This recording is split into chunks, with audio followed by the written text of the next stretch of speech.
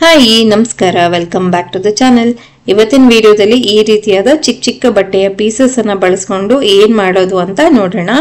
ಇದರಲ್ಲಿ ಕೆಲವೊಂದು ನಾನು ಸ್ಟಿಚಿಂಗ್ ಮಾಡಿ ಉಳಿದಿರುವಂತದ್ದು ಮತ್ತೆ ಕೆಲವೊಂದನ್ನ ನಾನು ನನಗೆ ಬೇಕಾಗಿರೋ ಅಳತೆಯಲ್ಲಿ ಕಟ್ ಕೂಡ ಮಾಡಿ ಇಟ್ಕೊಂಡಿದ್ದೀನಿ. ಹಾಗೆ ಇದರ ಅಳತೆ ಹೇಳಬೇಕು ಅಂದ್ರೆ 4 by 4.5 ಇಂಚ್ ಆಗುವಷ್ಟು ಇದೆ ಅಪ್ರಾಕ್ಸಿಮೇಟ್ಲಿ. ಇವಾಗ ಏನ್ ಮಾಡಬೇಕು ಅಂದ್ರೆ ಇವತ್ತಿನ ವಿಡಿಯೋವನ್ನ ಶುರು ಮಾಡೋಕ್ಕಿಂತ ಮುಂಚೆ ಯಾರೆಲ್ಲ ನಮ್ಮ ಚಾನಲ್ ಅನ್ನ ಹೊಸದಾಗಿ ನೋಡ್ತಿದ್ರು ದಯವಿಟ್ಟು ಸಬ್ಸ್ಕ್ರೈಬ್ ಮಾಡ್ಕೊಂಡು ನೋಡಿ. ಹಾಗೆ ಈ ವಿಡಿಯೋ ನಿಮಗೆ ಇಷ್ಟ ಆಗಿದ್ದಲ್ಲಿ ದಯವಿಟ್ಟು ಒಂದು ಲೈಕ್ ಅನ್ನ ಕೊಡೋದನ್ನ ಮರಿಬೇಡಿ.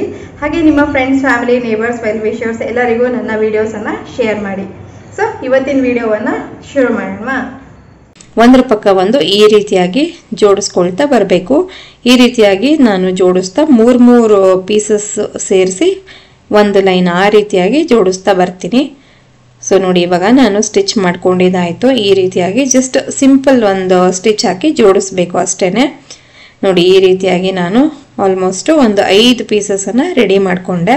ಇದೆಲ್ಲವೂ ಬೇರೆ ಬೇರೆ ಡಿಸೈನ್ಸ್ ಅಲ್ಲಿ ಇರುವಂತದ್ದು. ಮಿಕ್ಸ್ ಅಂಡ್ ಮ್ಯಾಚ್ ರ್ಯಾಂಡಮ್ ಆಗಿ ತಗೊಳ್ಳಿ, ಹೀಗೆ ಇರಬೇಕು ಅಂತ ಏನೂ ಇಲ್ಲ. ನೆಕ್ಸ್ಟ್ ಏನ್ ಮಾಡ್ತೀನಿ ಅಂದ್ರೆ ಈ ಪ್ರಕಾರವಾಗಿ ಅಡ್ಡ ನಾವು ಸ್ಟಿಚ್ ಹಾಕೊಂಡಿದ್ದಾಯ್ತಲ್ವಾ, ಇವಾಗ ಉದ್ದ ಈ ರೀತಿಯಾಗಿ ಸ್ಟಿಚ್ ಅನ್ನ ಹಾಕೊಂಡು ಇದಿಷ್ಟನ್ನ ಜಾಯಿನ್ ಮಾಡಿ ಒಂದು ಸಿಂಗಲ್ ಪೀಸ್ ಆಗಿ ರೆಡಿ ಮಾಡ್ಕೊಂಡೆ. ಎಕ್ಸ್ಟ್ರಾ ಬಟ್ಟೆ ಏನಾದ್ರು ಬಂತು ಅಂದ್ರೆ ಅದನ್ನ ಕಟ್ ಮಾಡಿ ತೆಕ್ಕೊಂಡ್ಬಿಟ್ಟೆ.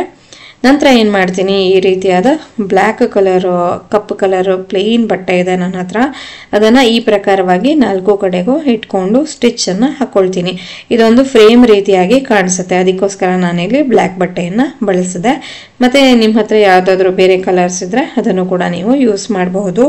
ಈಗ ನಾನಿಲ್ಲಿ 4 ಕಡೆಗೂ ಇದನ್ನ ಈ ಒಂದು ಸ್ಟ್ರಿಪ್ ಅನ್ನ ಅಟ್ಯಾಚ್ ಮಾಡಿ ಸ್ಟಿಚ್ ಮಾಡ್ಕೊಂಡು ಬರ್ತೀನಿ. ನೋಡಿ, ಈ ರೀತಿಯಾಗಿ ಕಾಣಿಸ್ತಾ ಇದೆ. ನೆಕ್ಸ್ಟ್ ಏನ್ ಮಾಡ್ತೀನಿ ಅಂದ್ರೆ ಒಂದು ಬೇಸ್ಗೋಸ್ಕರ ಒಂದು ಬಟ್ಟೆಯನ್ನ ತಗೊಂಡಿದ್ದೀನಿ.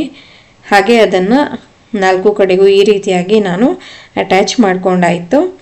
ನೋಡಿ, ಇವಾಗ ಎಕ್ಸ್ಟ್ರಾ ಬಟ್ಟೆ ಏನಾದರೂ ಇದ್ರೆ ಕಟ್ ಮಾಡ್ಕೊಂಡೆ. ಅದಾದ್ಮೇಲೆ ಮತ್ತೊಂದು ಬಟ್ಟೆ ಪೀಸನ್ನು ತಗೊಂಡಿದ್ದೀನಿ.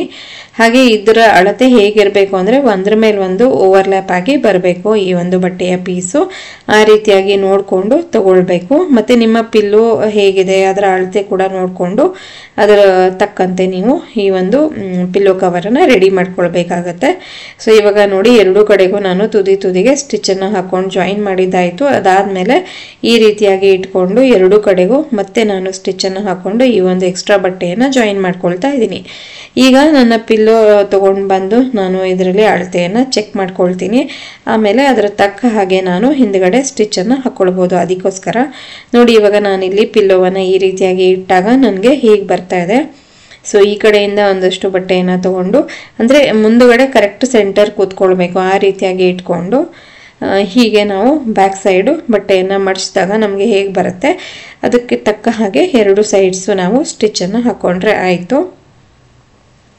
ಸೊ ನೋಡಿ, ಇಲ್ಲಿ ಈ ರೀತಿಯಾಗಿ ಕಾಣಿಸ್ತಾ ಇದೆ. ಇದೇ ಪ್ರಕಾರವಾಗಿ ನಾನು ಪಿಲ್ಲೋವನ್ನು ತೆಗೆದುಬಿಟ್ಟು ಸ್ಟಿಚನ್ನು ಹಾಕೊಂಡು ಬರ್ತೀನಿ. ಈಗ ನಾನು ಸ್ಟಿಚನ್ನು ಹಾಕೊಂಡಿದ್ದಾಯಿತು. ಇವಾಗ ಸೀದಾ ಮಾಡ್ಕೊಳ್ಳೋಣ.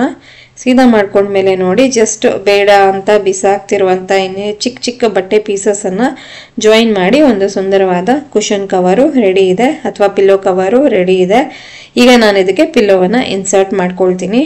ನೋಡಿ ಎಷ್ಟು ನೀಟಾಗಿ ಕೂರ್ತಾ ಇದೆ. ಇದೇ ಪ್ರಕಾರವಾಗಿ ನೀವು ಕೂಡ ನಿಮ್ಮ ಹತ್ರ ಇರುವಂಥ ಸ್ಕ್ರಾಪ್ಸನ್ನು ಬಳಸಿ ಈ ರೀತಿಯಾದ ಪಿಲ್ಲೋ ಹಾಗೆ ಪಿಲ್ಲೋ ಕವರನ್ನು ಮಾಡ್ಕೊಳ್ಬಹುದು. ಸೊ ಇವತ್ತಿನ ವಿಡಿಯೋ ನಿಮ್ಗೆಲ್ರಿಗೂ ಇಷ್ಟ ಆಯಿತು ಅಂತ ನಾನು ಭಾವಿಸ್ತಾ ಇದ್ದೀನಿ. ಇಷ್ಟ ಆಗಿದ್ದಲ್ಲಿ ಪ್ಲೀಸ್ ಒಂದು ಲೈಕ್ ಕೊಡಿ. ಚಾನಲ್ಗೆ ಹೊಸಬರಾಗಿದ್ದಲ್ಲಿ ದಯವಿಟ್ಟು ಸಬ್ಸ್ಕ್ರೈಬ್ ಮಾಡ್ಕೊಂಡು ನೋಡಿ ಅಂತ ಹೇಳ್ತಾ ಇನ್ನೊಂದು ಹೊಸ ವಿಡಿಯೋದೊಂದಿಗೆ ಭೇಟಿ ಆಗೋಣ. ಅಲ್ಲಿವರೆಗೂ ಎಲ್ರಿಗೂ ಧನ್ಯವಾದಗಳು. Take care and bye.